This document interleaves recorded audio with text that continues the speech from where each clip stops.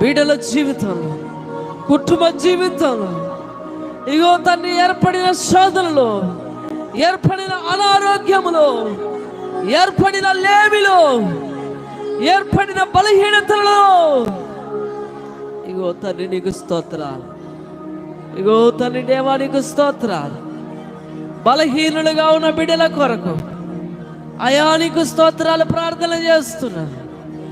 ఇప్పుడే మీరు వారి విశ్వాస సహితమైన ప్రార్థన రోగిని స్వస్థపరచునట్లుగా వారికి స్వస్థత కలుగునుగాక, విడుదల కలుగునుగాక. యేసయ్యా నీ నామములో స్వస్థత దయచేయండి, ఆరోగ్యం దయచేయండి. ఒక సాక్ష్యముగా వారు ఉందురుగాక.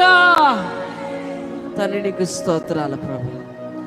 సమృద్ధి లేక, సమాధానం లేక, నెమ్మది లేకున్నటువంటి బిడ్డల కొరకు ప్రార్థిస్తున్నాం.